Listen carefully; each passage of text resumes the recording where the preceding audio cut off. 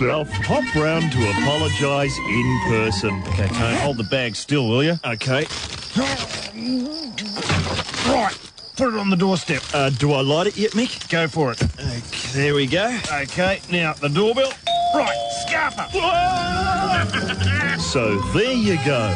Let it never be said that this program doesn't recognise the needs of its listeners. Hello, Martin Molloy. Yes, madam, it was... Yes, we did... Right. Have you tried Nugget? You can rock my... That's quite enough. Robert Palmer with a bad case of loving you here on Martin Molloy. And just a reminder, Radio Gladiators is on the way. You can win a prize in that segment, can't you, Mick? It's a real segment. Good. And also Santo Cilauro is going to be in for a chat. And, of course, it's anti-French behaviour on the program today. And we're encouraging it all the way, Team Martin. We are indeed. But there's more going on in the world. The trial of Hollywood Madam Heidi Fleiss is underway in Los Angeles. I think Charlie Sheen is set to take the stand any day now. But what intrigues me is that Fleiss has been charged with pandering.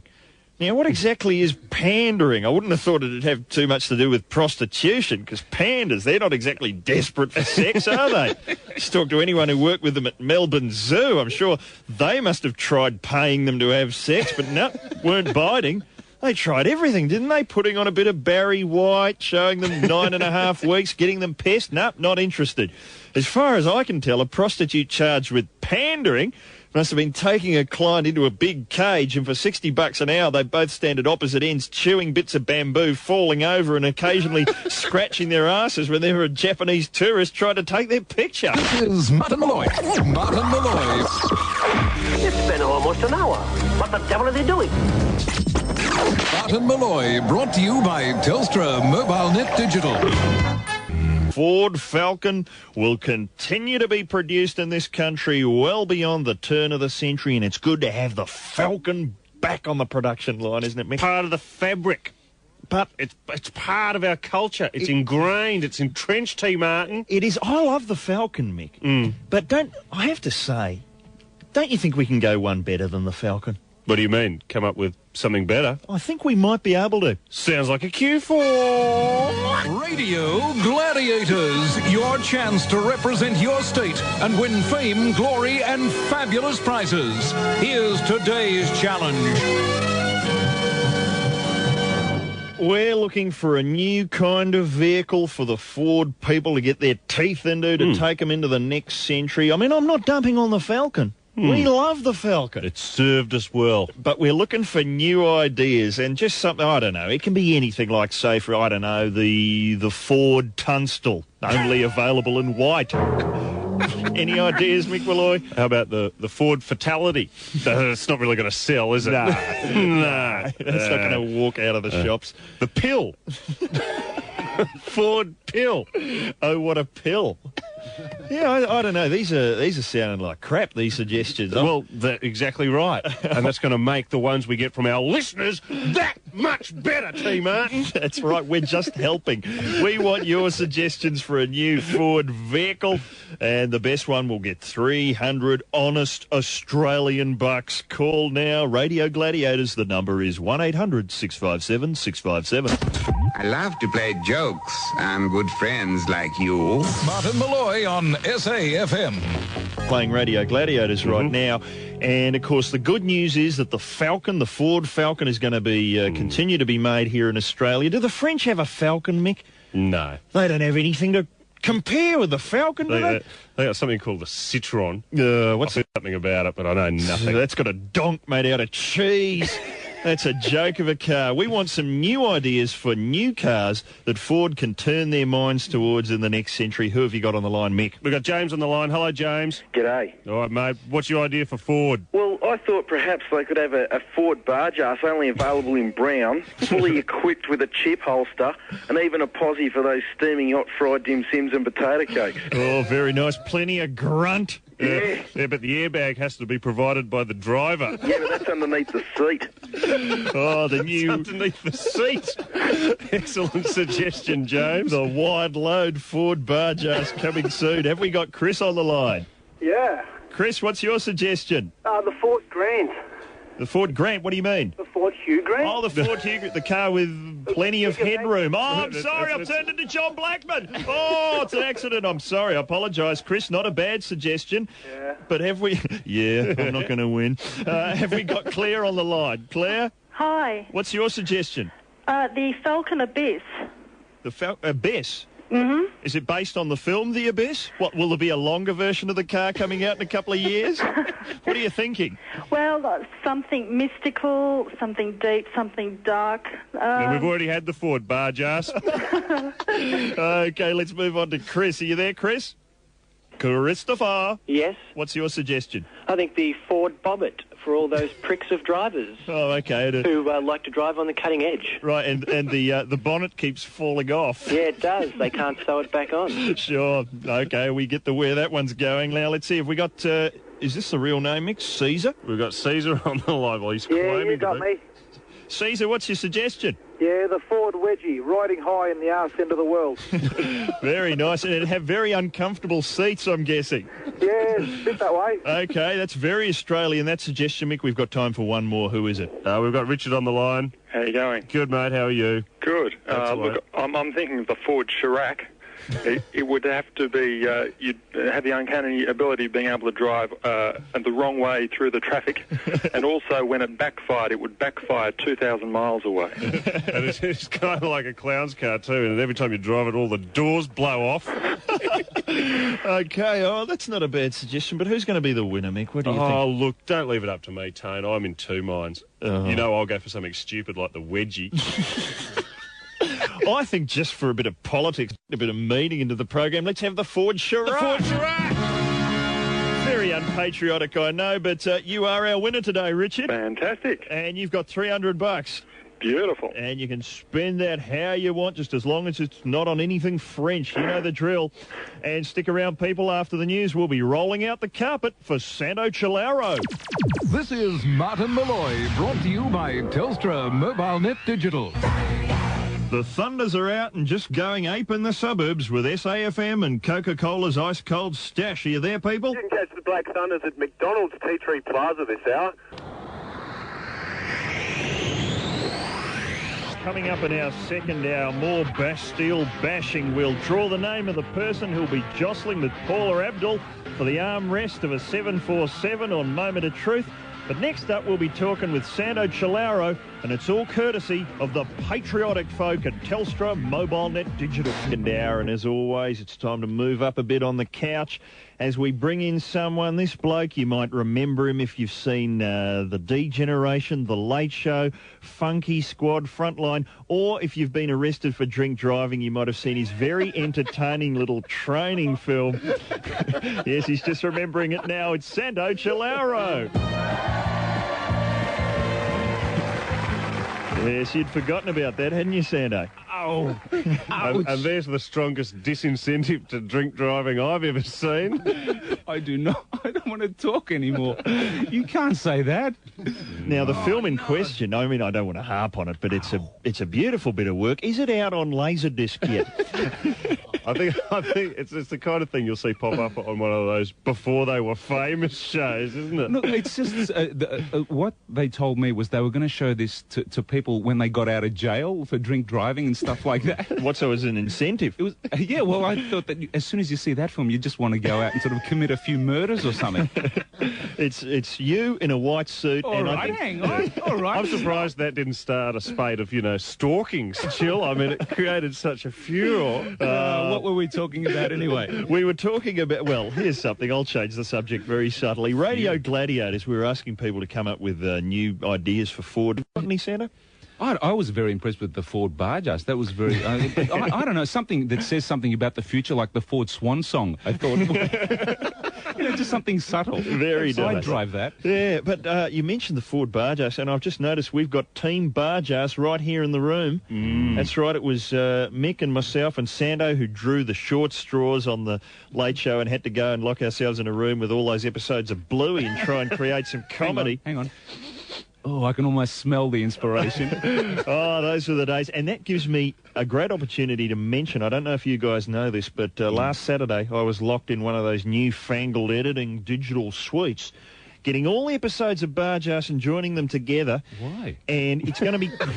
Why would you want to... I was asking myself that about midnight, believe you me, after the 700th fart joke had gone by. It's coming out on video, believe it or not. All right. It's taken us nearly 2 years of trying to phone the ABC and find somebody who'll admit to working there. I think we should export them. That'll turn that balance of payment trouble right around, wouldn't it? But, guys... The universal language? It is, and you'll be so pleased to hear that when you see it as one long bit of work, it makes the piano look like Weekend at Bernie's. And I think it should be our official entry for Cairns next year. Wow, that's actually very exciting. And Lucky Grills agreed to have some kind of publicity? We haven't mentioned it to Lucky yet. I'm sure we'll be getting a call. Absolutely. But that'll be coming out soon. But, yeah, I think enough of the... Have I plugged the video well? I think you did a great job. And it's not even out yet. No. Santo, what about the French? We're protesting the French all day today. Have you been doing anything like that? Well, I thought to teach them a lesson that all day long I'd eat lots and lots of French food until I got a tummy ache. That'll teach them. That'll learn. You're a hard man. I know. Actually, I'm starting to get a bit peckish again. I might go down to the French bakehouse. Now, Santo, can you stick around for a while? No. We're not French. You can stay. Okay, I'll stay. Because we want to talk to you about the second series of Frontline. It's underway, I believe. The cameras are rolling. The little camera is rolling. Yeah, the Super 8 film is. You got it back rolling. from your dad, and there's a show being made. Apparently, in fact, it's my cousin's engagement tomorrow, and I think I'm going to have to borrow the camera. Right, you'll be taping over 2 episodes, probably. Whoops! Be careful. Take the tabs out on the tapes. We'll be talking more with Santo in just a moment here on Martin Molloy. Mellencamp here on Martin Molloy, where Santo Cilauro's joined us on the panel. And Santo, you were watching Channel 9 last night. Yeah, and you I was just going to say, can we hurry up because I need to get home. I want to go watch Burke's Backyard because I've been watching all the promos. Great, Don Burke in France. Let's talk about timing. And it's great because obviously he shot this thing about 3 or 4 weeks ago, and now they're going, oh geez, how do we promote this? And it's like deep in enemy territory. Very clever. And I'm sure Don will be laying into the French with the sharp boots on too. He won't be taking any nonsense. No way. Well, he's a no-nonsense man. But didn't the guy the guy who wrote the theme song?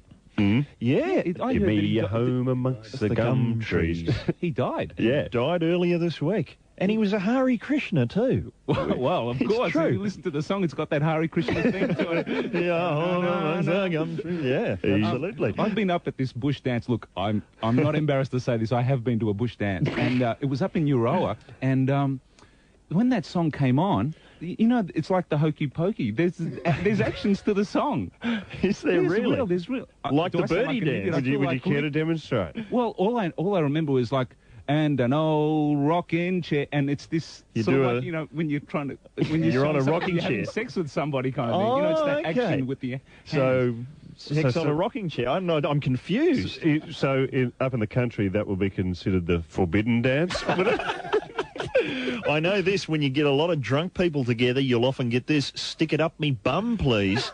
It's amazing how people find that rhyme when they've had a few. I've seen it happen. I'm speaking from experience. I'm going to write that down. That's quite clever. Something for Frontline. Frontline, let's talk about it now. And I have to get serious for a moment, Santo, because I often run into people who work at the ABC, believe it or not, and I say, what are you doing? And they always answer with this phrase, we're not doing anything, because Frontline's got all the money. Well, now, I have to say, I've noticed that Frontline is shot by one of the cast on a home video camera. So, and I don't think that's ever been done before, ever. So where is all the money, assuming that you've got it? That is one of the things that completely, like, astounds me all the time, because it really, every time there's someone, like, a relative who's going, like, to Italy or something, you go, oh, great, can you buy something for me duty-free? Like, you're always picking up stuff on the cheap. It's the cheapest show that I can possibly Well, I've been doing some investigating, and listen to this, and these are actual figures I've got here. It turns out that Frontline, the first series, was made, each episode was made for half of the cost of an episode of Three Men and a Baby Grand, which was an equivalent half-hour comedy show being made by the ABC at the same time. Now, I'm not going to make a judgment about either of those shows. Yeah. I think the listeners, the people who paid for those shows, the taxpayers should decide which one they thought was worthwhile investment, and I think we'll just leave it at that. Yeah. Because, Tony, Oh, they, like us, are champing at the bit for more frontline. Yeah, it'll be back in a couple of weeks. Thanks for that, Tony. Yeah, it is done pretty any cheaper, and we'd actually have to have one of us with a script just in front of a camera telling the people the story. You know, that's the only Like way a to big make it. Crime Stoppers reenactment. Hey, And that's- then the guy comes in, right? And That's actually a cable channel in New Zealand, I'll have you know. and that's Rob in a bad wig, right? Okay, Santo, now before you go, we always do Sorry, this. it starts Monday week. The 24th. The 24th, yeah, and we'll be doing something like 10 shows or something if we've got enough film. Oh, good idea. We'll have you back again to talk about it Oh, closer great, to the okay. event. And just before you go, we always do this when you pop in. I found an old sketch of yours from about, I think it's me doing the voice, but you wrote it from about 7 years ago. So thanks for coming in, Santo. It's a pleasure. And here's some of Santo's work. Thank you, ladies and gentlemen, and welcome to the 37th Annual Crazy Sound Effects Awards, the Zanies. Our first category tonight is Best Supporting Sound Effect, and the nominations are A, B, C, and the winner is... Yes, drum roll and cymbal. Next up, we have the most inappropriate sound effect category, and the nominations are The Chase, The Love Scene, and The Funeral.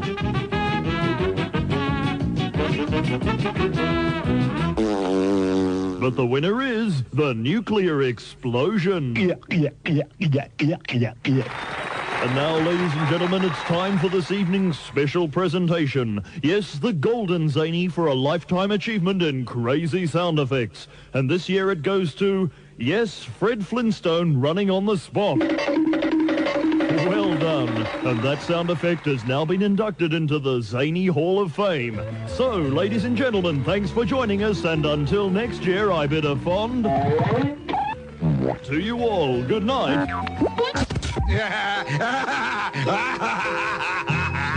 Martin Molloy on SAFM. Front of truth. Yes, it's a real simple competition. Four things. That's what I'll say. That can't get me into legal trouble, can it? Things. No. They're four things, but only one of them is a true thing. This is great, isn't it? Did I go to school at some stage? Never. Anyway, there's a prize, and here to tell us about it, Pete Smith. Every contestant on Moment of Truth scores a copy of Paula Abdul's new album, Head Over Heels. I've heard it myself, and believe me, it goes off.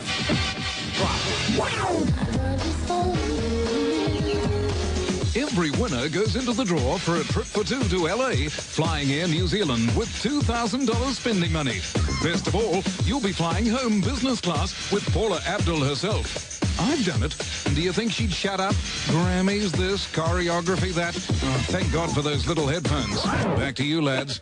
Oh, good on you, Pete Smith. And we're going to be drawing the winner of that big prize that we've been talking about for so long immediately after Moment of Truth today. So you've got one final chance to enter, and the number to call, Mick, is 1-800-657-657. This is Martin Molloy. Dangerous pawns of a power so strange that no sentries can stop them. No army can destroy them. Brought to you by Telstra MobileNet Digital. special edition of Moment of Truth here on Martin Molloy. Mick and myself have got the tuxedos on because the big prize is going to be drawn in just a few moments. But who's our contestant today, Mick? Well, our contestant is Linda. Hello, Linda. Hello, how are you? Oh, very good. And welcome aboard. You've got the last seat on the good ship Abdul. Groovy. All right. Now, here's how the segment works. Have we got it there? Yep. 4 facts. Only one of them actually true. Can you pick the moment of truth? Okay, lads, let fly with the porkies. Okay, Linda, here's today's question. The record for the longest ever round of applause lasting 1 hour and 20 minutes was received by A, Placido Domingo after a performance of Othello? B. Laurence Olivier after a performance of Hamlet. C. Gary Sweet after hosting the People's Choice Awards? D. Arthur Tunstall after being re-elected Secretary General of the Commonwealth Games Association. Oh, no. I don't know. A? Yeah! Yes, indeed. It was, in fact, Placido Domingo after a performance of Othello, and he didn't get to go home that night. Were you there, Linda? Yeah, Your hands would be red raw. 101 curtain calls. Indeed. Now, Linda, we've got you a copy of the Paula Abdul album, Head Over Heels. That's great. But now you go into the big draw, so can you stay on the line, because it could be you? Yep, okay. Now, what we've done is we wanted to think of an appropriate way to draw the prize. Now, we know that Paula Abdul's come out in the press and admitted about bulimia, so perhaps you weren't thinking... Perhaps we've gone a bit far with this. I don't know. We'll see how it works. In keeping with the spirit of Paula and the bulimia, we've taken all the names of all the winners, we've written them down on bits of paper, we've put them into individual Air New Zealand, because they're the best kind, Air New Zealand sick bags. Now, what we're going to do now, our producer, Gracie, in violation of the moratorium in the station, by the way, has been eating rich French food all day, and he's just waiting to go the big heave into one of those bags. Now, Mick, have we got something that could induce this? Let me think. Have we got any Michael Bolton? Let's have a look. And Gracie's not looking well. One of the bags, Gracie, any one of them will do. Oh, dear, that's not pleasant at all. And do we... We have a winner. We have a winner, and let me just squeegee it off. And yes... Oh, no, it's Dennis French. What? Dennis French of Diamond Creek. I demand a recount. Go again, Gracie. We're not doing that again. I'm afraid Dennis French is, in fact, our winner. He'll be flying off with, he'll be flying back, certainly, with Paula Abdul. Dennis French. Let's make him change his name. That's right. That's part of the deal. He's our winner, and we'll be back next week on Martin Molloy with a brand new Moment of Truth. Ooh, the nerve of that Wasco. Martin Molloy on SAFM. We did draw the winner of the prize on Moment of Truth, and French, that was his Dennis real name. French, you'll change that name? It's not. It sounds a bit shonky, doesn't it? But I think if all goes well, maybe he could change it to Dennis Abdul. Good luck on the flight, my friend. We'll find out. But we've been very busy today because it is Bastille Day and people are protesting right around the nation. We've done our bit. In case you weren't listening, we did today. Yeah, McDonald's. Hello, this is Tony Martin and Mick Molloy calling. Are you selling French fries today? Of course we are. Yeah? Are you sure you can't take them off the menu just for today? Why would we want to? It's Bastille Day, pal. Okay. In the drive-through, don't serve any Peugeots. No Peugeots in drive-through, huh? And when somebody orders a burger, just say, would you like nothing with that? No worries. Bye. Bye. Hello, Baker's Delight. Hello, this is Tony Martin and Mick Molloy calling. Are you selling any French bread today? Yes, we're selling. Help, sir. Right then. Look, Mick, French Knickers Theatre Restaurant. Give him a call, Tone.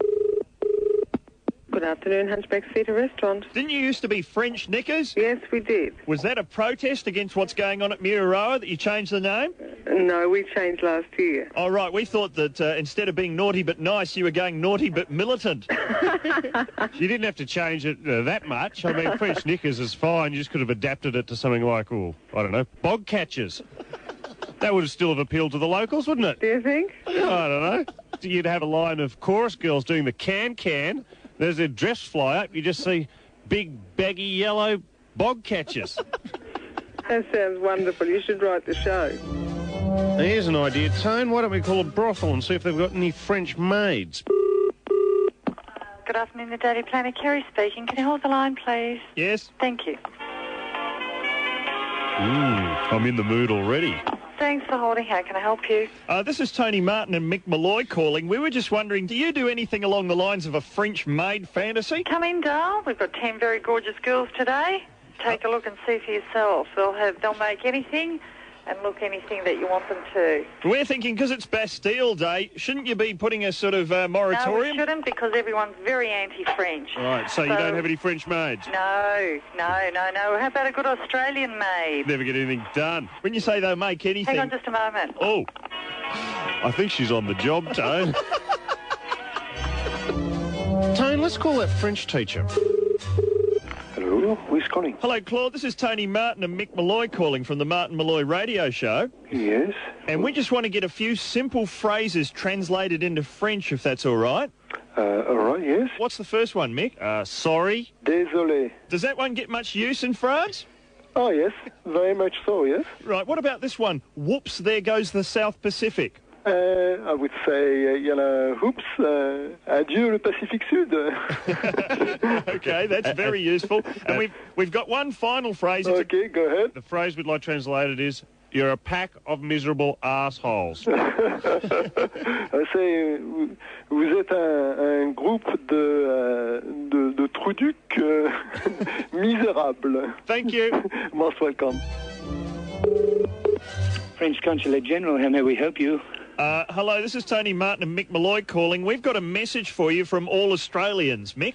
Vous êtes un groupe de trois ducs misérables. But as always, we can't sign off without this weekly ritual that I'm starting to regret we set this up at all, frankly, Mick Molloy. But it's the Martin Molloy Comedy Incinerator, where we take all the really bad jokes we were too scared to do during the week and we do them on air and we pack them into the incinerator and flush them goodbye. Let's start the clock, Gracie. Mick, you kick us off. Doctor Who is about to change sex and become a woman. The makers of a new Doctor Who film in Hollywood have decided to transform the Time Lord into a Time Lady. The film will be released later this year and is to be called Doctor Who Medicine Woman. Oh dear. This week on the runway of Melbourne's Essendon Airport, an error by an air traffic controller resulted in a collision between two planes, one of which contained controversial millionaire property developer Bruno Grollo. Grollo has since announced ambitious plans to build the world's tallest control tower. Michael Jackson claims he only sleeps 4 hours a night because he considers sleeping a waste of time. Oh, unless, of course, you wake up with a brand new nose. In that case, nighty-night. Oh, dear. Greenpeace is insisting now that only 3 of their protesters are running loose on Mururoa Atoll, despite the fact a recent head count of the stray activists totalled 6. You're a brave man, Tony Martin. Moves are afoot to allow long-term criminals the right to vote. A spokesman for the prisoners said he welcomed the move and described prison voting patterns as fairly predictable. Speaking from prison, he said, let's face it, we haven't had a swinging voter here since, Ronald Ryan back in 67. Oh, dear. And even the late one. Even they had to think about that. Oh, yes, indeed. And let's just fire up the incinerator and send them all south. Because, yes, it is indeed time to say goodnight. Gracie doing a bit of juggling there. We'd like to thank our guest, Santo Cilauro. On your chiller. All our gladiators and everyone who helped us with the big frog stomp today. As always, a big end-of-week salute to our producer, Gracie, all the button pushers around the network, and the man in the glass booth, Pete Smith. Next week, our guests include Shane Bourne and Russell Gilbert. And if you're in Melbourne on Sunday night, you can catch Gilbo in action at the Botanical. But until next week, if you can't say something intelligent, come talk to us.